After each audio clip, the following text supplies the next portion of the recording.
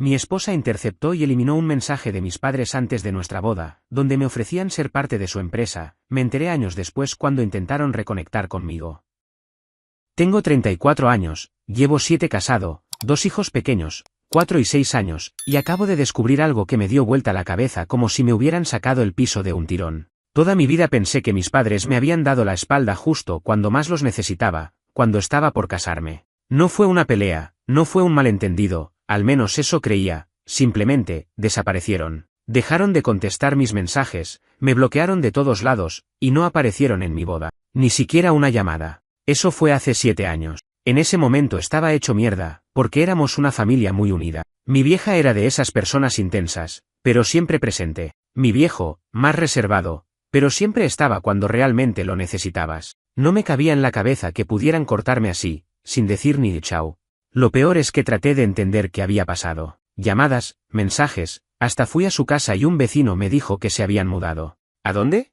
Ni puta idea. Mi ahora esposa, que era mi novia en ese entonces, me dijo que seguro estaban enojados porque no les caía bien ella, que siempre sintió que no la aceptaban del todo. Yo no quise creerlo, pero con el tiempo empecé a pensarlo también. Era la única explicación que más o menos cuadraba. Capaz pensaban que me estaba arruinando la vida casándome joven, que me estaba atando sin haber probado otras cosas. Me dolía, pero empecé a aceptar esa idea. El tiempo siguió, tuvimos a nuestro primer hijo, después a la segunda. Compartíamos fotos en redes, aunque yo tampoco soy de postear tanto, y aunque no hablábamos más con mis viejos, algunos tíos de mi lado sí comentaban las publicaciones. A veces se me cruzaba que mis padres veían algo, pero nunca dieron señales de vida. Hasta hace un mes, literalmente un mensaje inesperado, de una cuenta nueva, pero con una firma que no podía confundir. Mi viejo me decía que iban a estar de paso por la ciudad, yo vivo en las afueras de Denver, y que querían hablar conmigo si estaba dispuesto. Decía que había pasado mucho tiempo, pero que si yo quería saber la verdad, era el momento. Se me mezclaron millones de cosas en la cabeza. Bronca, ansiedad, ganas de ignorarlos, ganas de abrazarlos. No le conté a mi esposa en ese momento. No porque estuviera planeando nada raro, sino porque no sabía cómo iba a reaccionar ella, y yo necesitaba procesarlo solo primero. Les dije que sí, que podíamos vernos. Nos juntamos en un café tranquilo del centro. No nos veíamos desde una semana antes de mi boda. Y no fue incómodo. Fue raro, pero también casi como si nunca hubiera pasado el tiempo. Mi mamá se emocionó hasta las lágrimas cuando le mostré fotos de los chicos. Mi viejo, que no es de hablar mucho, me dio un abrazo largo como nunca en su vida. Parecía que no me odiaban, ni estaban decepcionados, ni nada. Al contrario, después del momento emotivo, empezaron las preguntas. ¿Por qué nunca me contacté? ¿Por qué no fui a Seattle, donde se habían mudado? ¿Por qué los bloqueé yo? Yo me quedé helado. Según ellos, me había negado a hablar y les había mandado un mensaje insultándolos, diciéndoles que no quería que arruinaran mi vida ni mi relación con una oferta que solo iba a traer conflicto. Eso, nunca lo escribí. Entonces se armó el rompecabezas. Resulta que unos días antes de la boda, ellos me habían llamado para contarme que el hermano de mi abuelo, que tenía una empresa de suministros industriales allá en Seattle, estaba por retirarse, y les había ofrecido el mando. Ellos pensaban que era una oportunidad no solo para ellos, sino también para mí. Querían llevarme con ellos, formarme en la empresa, y eventualmente quedarme a cargo. Me habían mandado un mail con detalles, direcciones, y además habían llamado a casa para contármelo. Ese día, yo no estaba en casa. Había salido sin el celular. ¿Quién atendió? Mi novia. Ellos hablaron con ella, le contaron todo, y le pidieron que me pasara el mensaje. Después recibieron un mensaje de mi número, con insultos y acusaciones. Y silencio desde entonces. Yo no supe nada. Nada. Ellos, dolidos, se fueron sin más, pensando que los había rechazado de la forma más cruel. Igual, mi mamá me dejó un mail por si cambiaba de opinión algún día. Nunca lo vi. Porque aparentemente mi esposa, que en ese momento era solo mi prometida, borró todo. El mail, el mensaje de voz, los registros de llamada. Todo. Me lo confirmaron mis padres ese día. Me lo dijeron sin rabia, como gente que ya se resignó a algo que no puede cambiar. Y yo sentí como si me hubieran roto algo adentro. Me fui del café en piloto automático. Manejar fue como atravesar una tormenta en cámara lenta. Llegué a casa y apenas cerré la puerta, le pregunté directamente. ¿Vos borraste el mensaje de mis viejos? No dijo nada al principio. ¿Y después? Lo confirmó. No sé cómo describir la sensación exacta de que alguien que amas te mire a los ojos y te diga que sí, que hizo algo imperdonable, pero que no se arrepiente. Supongo que es una especie de disociación. Estás ahí, pero no estás. Tu cuerpo reacciona antes que tu cabeza. Me senté. Respiré. Cerré los ojos como si con eso pudiera borrar lo que acababa de escuchar. Ella no solo admitió haber borrado el mensaje, también admitió que fue ella quien respondió en mi lugar, haciéndose pasar por mí. El mensaje que mis viejos recibieron con insultos y acusaciones fue escrito por ella. Yo nunca supe que existía una propuesta de mudarnos a Seattle ni que querían incluirme en la empresa familiar.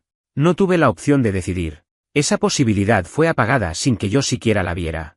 Cuando le pregunté por qué lo había hecho, me lo soltó como si me estuviera explicando por qué compró leche en vez de jugo. Dijo que lo hizo por nosotros, que estaba convencida de que mis padres solo buscaban sabotear nuestro futuro, que no podía permitir que pusieran en duda el rumbo de nuestra relación justo antes de casarnos. Según ella, si yo me enteraba de esa propuesta, iba a cambiar de idea, me iba a tentar, y eso iba a ponerlo todo en riesgo. ¿En riesgo de qué?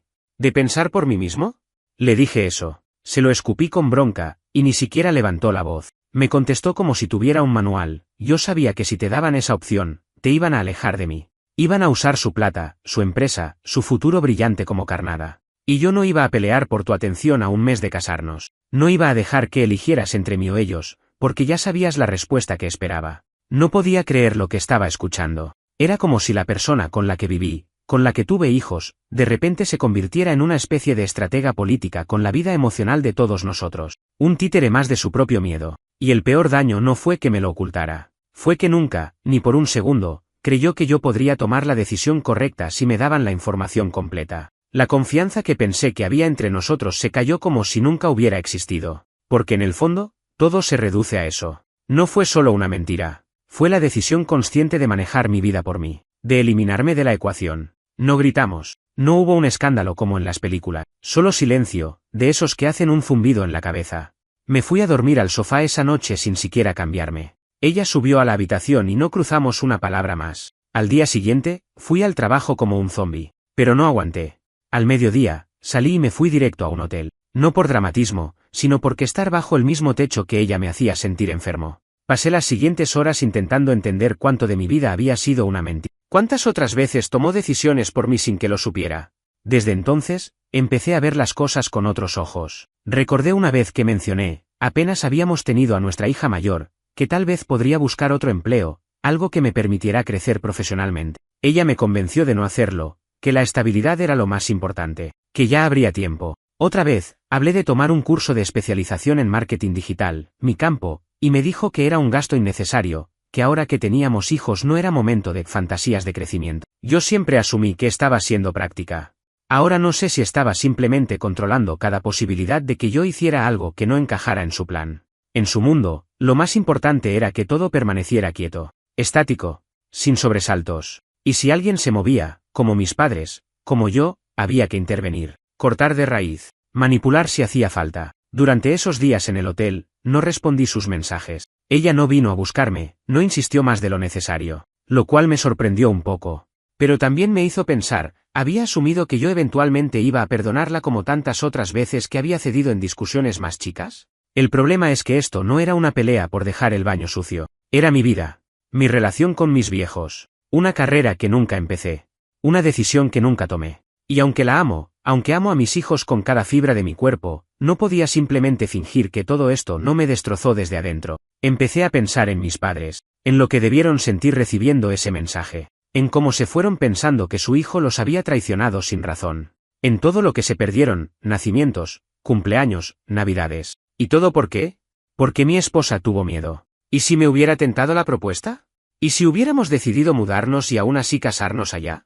¿Y si esa vida en Seattle nos hubiera hecho más felices? Jamás voy a saberlo, porque alguien decidió que no merecía saberlo. Después de unos días en el hotel, terminé yendo a casa, no porque quisiera, sino porque necesitaba ver a mis hijos. No podía seguir evitándolos solo para no cruzarme con ella. Me planté en la puerta una tarde, toqué timbre como si no fuera mi propia casa, y ella tardó unos segundos en abrir. Me miró con una mezcla de alivio y culpa, y sin decir una palabra, se hizo a un lado para dejarme pasar. Los nenes corrieron a abrazarme como si hubiera estado fuera un año. Y en cierto modo, lo estuve. No físicamente, pero sí emocionalmente. Algo en mí se quebró y no sé si va a poder recomponerse del todo. Jugué con ellos en el living, hicimos unas torres con bloques y después cenamos algo rápido. Todo normal en la superficie, pero debajo, yo sentía esa incomodidad invisible, como si el aire se hubiese espesado. Como si los silencios entre palabra y palabra tuvieran un peso nuevo. Ella intentó empezar una conversación cuando los chicos ya estaban dormidos. Me dijo que entendía que estuviera molesto, que no esperaba que lo entendiera de inmediato, pero que algún día iba a ver que todo lo que hizo fue para proteger lo que teníamos. Le respondí que no necesitaba protección, que necesitaba opciones, necesitaba información, necesitaba ser tratado como un adulto. Ahí empezó a ponerse a la defensiva, como si no pudiera procesar que todo eso realmente me doliera tanto. Me preguntó si de verdad pensaba que habríamos funcionado si nos íbamos a Seattle. Me tiró en la cara cosas como: ¿vos te imaginas criando a nuestros hijos lejos de tus amigos, de mis padres, sin nadie cerca? Como si su lógica todavía pudiera justificar lo que hizo. Lo que no entendía es que el problema nunca fue Seattle, nunca fue la propuesta, fue el hecho de que no tuve derecho a elegir. Yo no decidí quedarme, no decidí rechazar la oferta, no decidí nada, solo viví con las consecuencias de una decisión que hizo alguien más por mí. Y eso exactamente, fue lo que más me dolió. Le pregunté si alguna vez se había arrepentido, si en algún momento, cuando yo decía cuánto extrañaba a mis viejos o cuánto me dolía que me hubieran cortado así, sintió algo, culpa, duda, lo que fuera.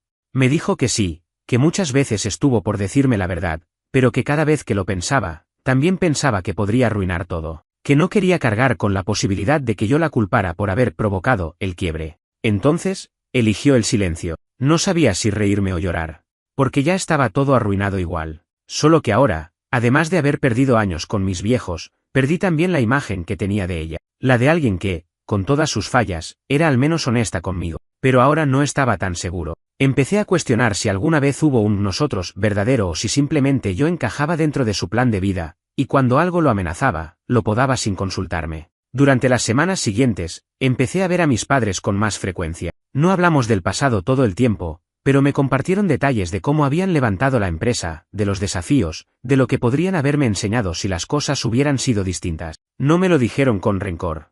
Al contrario, me dijeron que todavía había tiempo, que si quería, podía sumarme, que no todo estaba perdido. Y me di cuenta de algo, que no estaba obligado a quedarme donde estaba, que por más que haya construido una vida en Denver, no era una prisión, que podía empezar de nuevo, y que si no lo hacía ahora, entonces ¿cuándo? Un día, volviendo del trabajo, me detuve a mirar mi oficina desde el auto. Ese edificio gris, sin ventanas decentes, con jefes que apenas sabían mi nombre, donde cada propuesta era una excusa para decir no hay presupuesto. ¿Cuánto tiempo más iba a dejar que esa rutina me consuma, solo por seguir viviendo en automático? Esa noche escribí mi carta de renuncia. No fue por impulso, fue con convicción.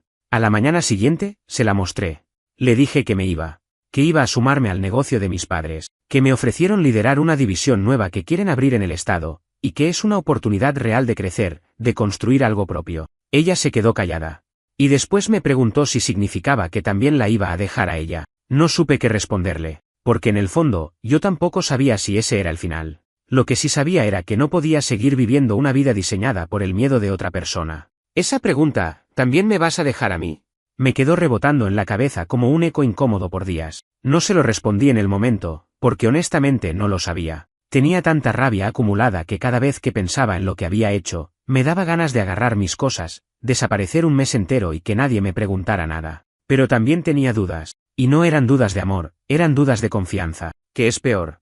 Porque el amor aguanta muchas cosas, pero cuando la confianza se rompe, ya no es amor, es un espejismo incómodo al que uno se aferra porque tiene miedo de enfrentar el vacío. Durante los días siguientes, tratamos de convivir de forma civilizada. Me quedé en casa por los chicos, principalmente, pero el ambiente era espeso, irrespirable. Ella empezó a actuar como si nada hubiera pasado. Hacía café, preguntaba por mi trabajo, hablaba del colegio de los chicos, como si estuviéramos en un episodio de alguna sitcom donde todo se resuelve en media hora. Yo no le seguía el juego, contestaba lo justo, pero por dentro estaba haciendo listas mentales, de lo que había perdido, de lo que quería recuperar, de lo que ya no podía perdonar.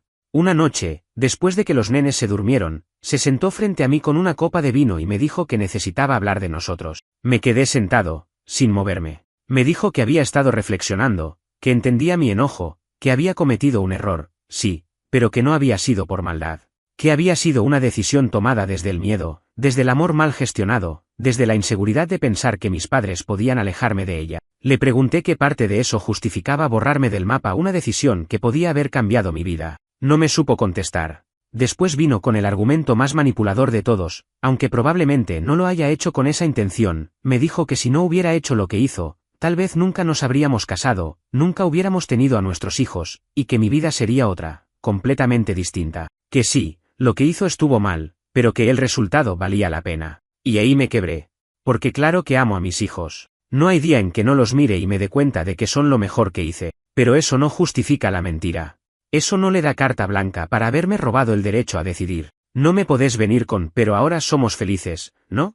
Como si eso hiciera desaparecer todo lo demás. Le dije eso, con calma pero sin filtro, que el hecho de que haya salido bien no significa que estuvo bien, que uno puede tener suerte en medio de un error, pero eso no convierte el error en acierto, y que, de haber sabido todo en su momento, quizás igual habría elegido quedarme con ella, pero la diferencia es que lo habría elegido yo. No habría sido un rehén de su miedo. Me miró como si recién ahí hubiera entendido, como si recién en ese segundo se hubiera dado cuenta de la magnitud de lo que había hecho. No lloró, no se defendió, solo se quedó callada. Esa noche dormí en el sofá otra vez. Al día siguiente, empecé a buscar un departamento. Nada definitivo, solo algo temporal. Le avisé que me iba a mudar en cuanto cerrara el contrato. No me peleó, no me imploró.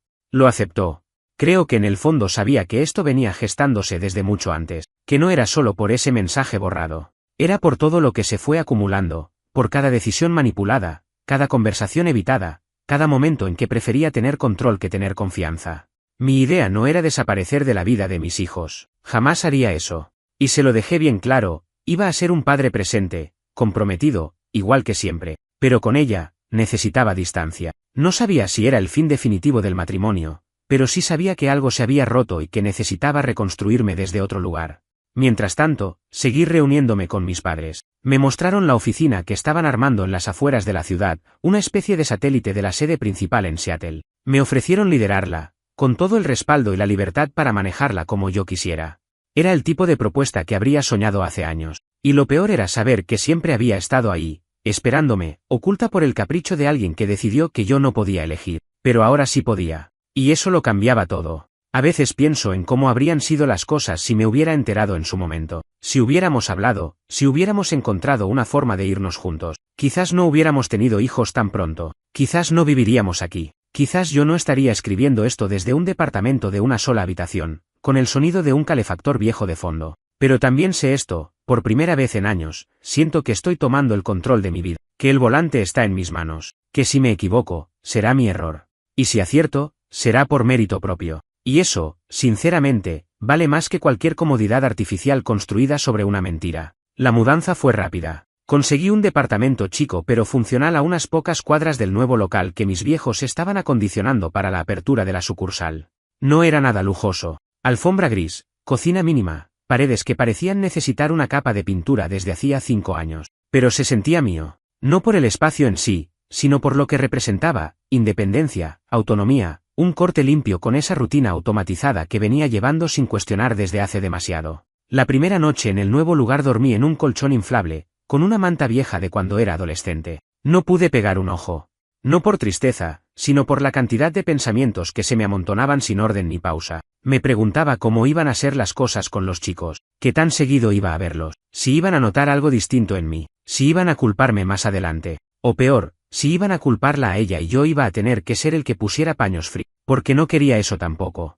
Podía estar enojado, desilusionado, herido hasta el hueso, pero ella seguía siendo su madre. Y no tenía ninguna intención de arruinarles esa imagen. La primera vez que vinieron a visitarme fue un sábado. Me aseguré de tener todo listo: juguetes, cuadernos para dibujar, algo de comida que no fuera solo delivery. Quería que sintieran que también tenían una casa conmigo, no solo un lugar para pasar el rato. Y funcionó. Corrieron por el pasillo como si hubieran llegado a un parque de diversiones. Mi hija menor encontró una caja con revistas viejas y se sentó a hojearlas como si fueran libros mágicos. El mayor, más curioso, me preguntó si ahora vivía solo. Le dije que por ahora sí, que a veces los adultos también necesitan tener su espacio para pensar. No preguntó más. Supongo que a los chicos les basta con una respuesta sincera, no con explicaciones complicadas. Pasamos la tarde entre juegos, dibujos y película. Cuando llegó la hora de devolverlos, sentí ese nudo extraño en la garganta que uno solo siente cuando se despide de algo que no quiere dejar ir. Me miraron con esa mezcla de amor ciego y resignación que te parte al medio. Los acompañé al auto, y ella estaba ahí, esperándolos, sin hablarme. Nos cruzamos las miradas. Nada más. Esa fue la dinámica por varias semanas. Intercambios fríos pero civilizados. Ella mantenía su distancia, yo la mía. No discutíamos, pero tampoco hablábamos más de lo justo. Supongo que los dos sabíamos que estábamos en una especie de limbo que solo podía terminar de dos maneras: o reconstruíamos todo desde cero, o aceptábamos que el quiebre ya era definitivo. Durante ese tiempo, el trabajo con mis viejos empezó a despegar. Volver a trabajar con ellos no fue fácil al principio. Había cierta tensión no hablada, heridas del pasado que todavía estaban ahí, aunque no las nombráramos. Pero nos mantuvimos ocupados. Planificación, contrataciones, proveedores, estrategia. Me pusieron al frente de la parte de marketing y operaciones locales, y por primera vez en mucho tiempo sentí que mis ideas valían algo. No solo eran escuchadas, sino que se aplicaban. Se veían resultados. Y lo más importante, me sentía vivo. Y sin embargo, cada noche, al volver al departamento, sentía ese vacío raro. No nostalgia. No exactamente tristeza. Era más bien una especie de ¿y ahora qué? Como si después de haber tomado todas las decisiones difíciles, uno esperara una sensación de paz, pero lo que llega es un silencio que no sabes muy bien cómo llenar. Una noche, mientras cenaba solo en el sofá, ella me mandó un mensaje. No era una bomba emocional, ni una súplica. Solo decía: ¿podemos hablar? No para pelear, solo hablar. Tardé una hora en contestar. Le dije que sí.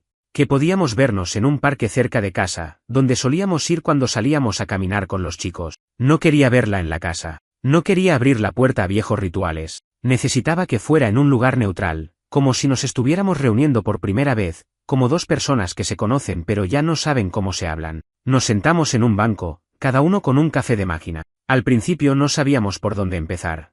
Ella rompió el silencio: nunca pensé que ibas a irte de verdad. No respondí enseguida.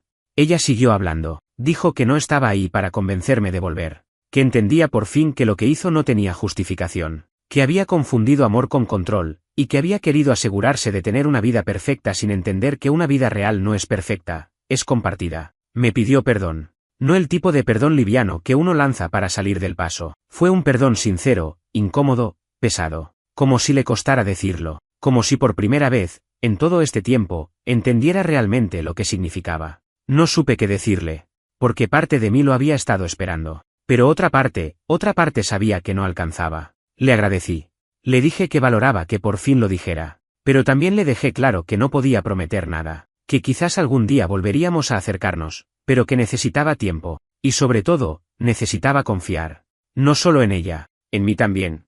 En mi capacidad de volver a elegir sin miedo. Nos fuimos caminando cada uno por lados distintos del parque. Sin gritos, sin lágrimas, solo el crujido de las hojas bajo los pies y el ruido del viento. Fue el primer paso sincero que dimos en mucho tiempo. Después de esa charla en el parque, algo en mí se acomodó. No es que las cosas mágicamente se resolvieran. No hubo epifanías, ni regresos cinematográficos, ni esa sensación cursi de cierre. Pero fue como si, por fin, hubiera espacio para procesar todo lo que no había podido antes. La culpa, el resentimiento, las preguntas que me habían quemado la cabeza durante años. Y, sobre todo, la sensación de haber vivido una vida a medias por decisiones que no tomé. No volví a casa. Tampoco rompí el contacto. Con ella, los intercambios se volvieron más humanos, menos tensos. Podíamos hablar de los chicos sin sentir que había una bomba a punto de explotar entre frase y frase. A veces incluso hablábamos de otras cosas, como si fuéramos dos conocidos que todavía conservaban algo de la complicidad que alguna vez tuvieron. Pero ya no éramos pareja.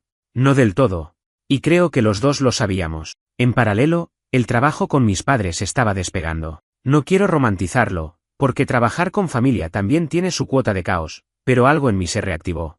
Cada decisión que tomaba, cada plan que ejecutaba, me daba un sentido que no sentía desde hacía años. Ya no era simplemente cumplir horario o cobrar a fin de mes. Estaba construyendo algo, dejando una huella. Y, sobre todo, estaba haciendo lo que me gustaba, rodeado de gente que sí creía en lo que yo podía aportar. Con el tiempo, mis padres empezaron a hablar un poco más del pasado. No fue forzado, fue surgiendo. Una tarde, mientras revisábamos el inventario de proveedores, mi vieja me miró y dijo: pensé que nos odiabas. Nunca entendí cómo podías hablarnos así en ese mensaje. Le expliqué, con más calma de la que pensé que tenía, que nunca lo escribí. Que me enteré de su existencia años después. Que me dolió tanto como a ello. Se le aguaron los ojos, pero no dijo nada. Solo asintió, como si todo tuviera sentido por fin. Mi viejo, más duro de pelar, fue el que sorprendió. Me llevó a almorzar un domingo, solo él y yo, y en medio de una hamburguesa me dijo: sé que te costó volver a confiar en nosotros, pero hiciste bien. Y estamos orgullosos de vos, aunque te lo hayamos hecho difícil. Fue de esas frases que te quiebran sin que nadie lo note. No lloré, Pero esa tarde manejé en silencio hasta el departamento, sintiendo que algo dentro mío se había ablandado. Mientras tanto, la relación con ella entró en un terreno todavía más gris. No éramos pareja. No estábamos separados legalmente. Era como si el matrimonio estuviera en pausa, pero sin garantías. Los chicos se adaptaron más rápido que nosotros. Sabían que papá vivía en otro lugar, que los fines de semana se dividían, que había reglas distintas en cada casa. Y aunque yo vivía con el miedo de estarles rompiendo algo por dentro, la realidad era que parecían más tranquilos ahora que cuando vivíamos todos bajo el mismo techo en tensión constante. Un día, ella me mandó un mensaje más largo que lo habitual. Me decía que entendía si quería el divorcio, que no iba a pelear por quedarse con todo, ni a usar a los chicos como escudo, que solo pedía que pensáramos bien cómo íbamos a manejarlo, sin abogados sucios, sin peleas públicas, sin arrastrar a los nenes a un campo de batalla. Me costó leerlo. No porque fuera cruel, sino porque era razonable. Era triste por eso, porque ese tipo de claridad habría cambiado todo si la hubiéramos tenido antes. Le respondí que sí, que estaba listo para hacerlo oficial, que también quería que fuera limpio, civilizado, respetuoso. Los días siguientes fueron una mezcla extraña de trámites legales y nostalgia puntual. Hablamos con un mediador. Establecimos un régimen de visitas equitativo. Ella pidió quedarse con la casa para no sacar a los chicos de su entorno, y yo acepté sin discutir. Lo único que pedí fue poder verlos seguido, y que la flexibilidad fuera una regla, no la excepción. Ella aceptó sin problema. El resto fue papel, firmas, sellos, fechas, como cuando te despiden de un trabajo en el que ya no eras feliz, pero igual duele cerrar la puerta. El día que firmamos el acuerdo, me fui caminando. No por falta de auto, sino porque necesitaba sentir la calle bajo los pies. El ruido, la vida, las cosas que siguen incluso cuando tu mundo personal está patas arriba. Pasé por una plaza donde solíamos llevar a los nenes. Me senté un rato, sin mirar el teléfono. Vi una pareja joven jugar con su hijo, corriendo detrás de una pelota. Me acordé de la primera vez que llevamos a nuestro hijo mayor a un parque. Tenía 2 años, se cayó y se raspó la rodilla. Ella lo levantó, lo calmó, le limpió la herida, y lo convenció de seguir jugando. Esa imagen volvió a mi cabeza sin pedir permiso.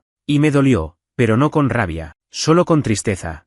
Porque el amor estuvo, tal vez mal dirigido, tal vez mal expresado, pero existió, solo que no supimos cuidarlo. Y ahora, lo único que nos queda es hacer lo correcto con lo que quedó. Pasaron ya varios meses desde que firmamos los papeles. El divorcio fue aprobado por el juez sin objeciones. Todo limpio, todo formal. Un trámite más en la burocracia que convierte una vida compartida en documentos separados. Desde afuera, nadie diría que algo dramático ocurrió. No hubo gritos, no hubo abogados con cara de tiburón, ni escenas en el juzgado. Solo 2 personas que aceptaron que ya no podían caminar en la misma dirección, y decidieron hacerlo sin arrastrarse el uno al otro en el proceso. Pero lo que vino después, eso que nadie te explica, fue el silencio. Un silencio raro, no vacío, lleno de recuerdos que te aparecen en los momentos más insólitos, cuando ves una taza que ella solía usar, cuando escuchas un tema viejo en la radio, cuando tus hijos repiten alguna frase que claramente aprendieron de ella. Uno no deja de amar de un día para el otro. Lo que sí pasa, lentamente, es que empezás a amar con distancia,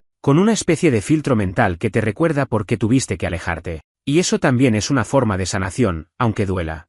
Mi relación con los chicos se volvió más intensa. No en el sentido de llenarles la agenda de actividades, al contrario, sino de estar realmente presente. Aprendí a hacer cosas que antes ni consideraba: peinar a mi hija antes de la escuela, preparar el desayuno de ambos, ayudar con la tarea sin delegar.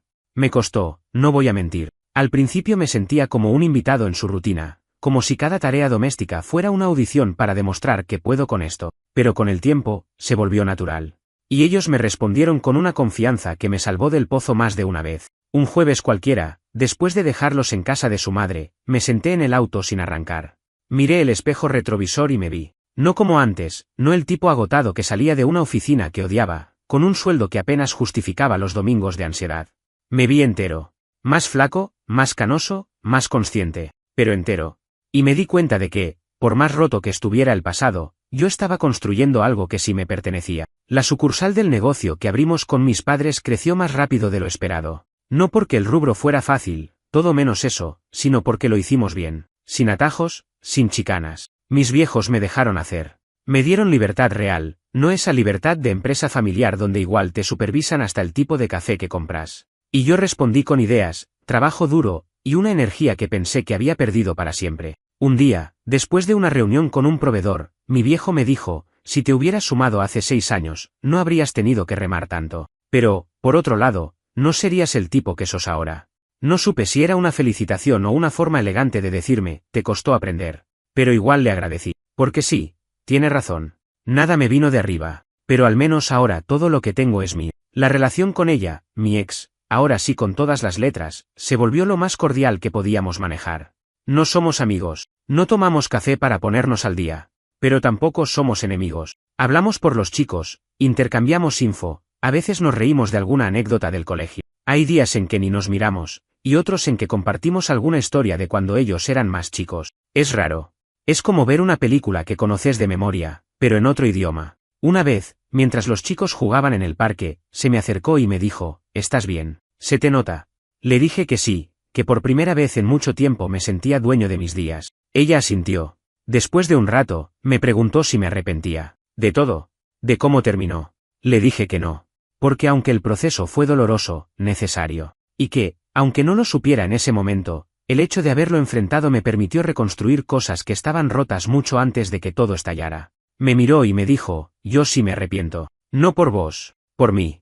Porque pensé que controlar algo era igual a cuidarlo. Y terminé perdiendo todo lo que intentaba proteger. No supe qué decirle.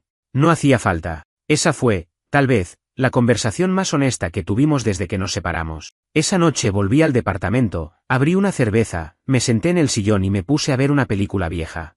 No tenía grandes planes. No me sentía eufórico. Pero había algo nuevo en mí, calma. No la clase de calma fingida que uno se repite para convencerse de que todo está bien. Era otra cosa. Una especie de aceptación silenciosa. No resignación, ojo. Aceptación de verdad. Como cuando uno asume que no puede cambiar el pasado, pero igual decide escribir un futuro sin excusas. Y entendí algo que me costó mucho aceptar, no todos los finales son malos. A veces, simplemente son finales. Y eso está bien. Hoy hace exactamente un año que me mudé del que fue nuestro hogar durante casi una década. No soy de andar marcando aniversarios de cosas que duelen, pero esta fecha me encontró distinto, más estable, más centrado, no feliz en el sentido idealizado de la palabra, pero sí en paz. Y eso, después de todo lo que pasó, vale más que cualquier otra cosa. Este último año fue como sacarme una mochila invisible. No me había dado cuenta de cuánto pesaba vivir una vida que no sentía propia hasta que empecé a hacer cosas por decisión propia, sin mirar de reojo si estaba rompiendo alguna expectativa ajena. Y no me refiero solo al trabajo o al divorcio. Hablo de todo, desde cómo elijo pasar mis días hasta las relaciones que mantengo. La sucursal que abrimos ya tiene 5 empleados y estamos viendo la posibilidad de expandir a otra ciudad cercana. Mis viejos, lejos de ser autoritarios o intrusivos como temía, se volvieron aliados. No siempre coincidimos, mi viejo y yo seguimos discutiendo por el presupuesto de marketing como si fuera el fin del mundo, pero nos escuchamos. Y después de años sin hablarnos, eso ya es una victoria en sí misma. Los chicos están bien, son felices, se adaptaron a la nueva rutina mucho mejor de lo que yo imaginaba. A veces incluso parecen disfrutar el hecho de tener 2 casas. En la mía tienen su espacio, sus cosas, sus horarios. Les gusta venir, me lo dicen sin rodeos. Y eso me da una certeza que ninguna otra cosa me había dado hasta ahora, no arruiné todo.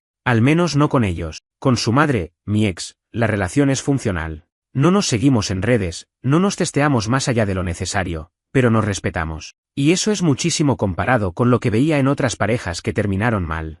A veces me preguntan si me duele verla con otra persona, ahora que empezó a salir con alguien. La respuesta corta es no. La respuesta larga es que me dolió mucho antes, cuando aún estábamos juntos y yo me sentía solo. Ahora ya no. Ahora cada uno está en su lugar. El otro día, después de dejar a los chicos en su casa, fui a caminar sin rumbo por la ciudad. Era una noche fresca, con ese viento que te despeja sin llegar a ser incómodo. Pasé frente a la universidad donde estudié, al café donde nos conocimos, al viejo edificio donde trabajé por casi una década odiando cada lunes. Me di cuenta de que todos esos lugares me decían algo distinto ahora. Ya no eran recuerdos con carga emocional negativa. Eran parte de un camino, parte de un tipo que ya no soy, pero que me ayudó a ser quien soy ahora. Porque sí, me transformé. Y no por el dolor.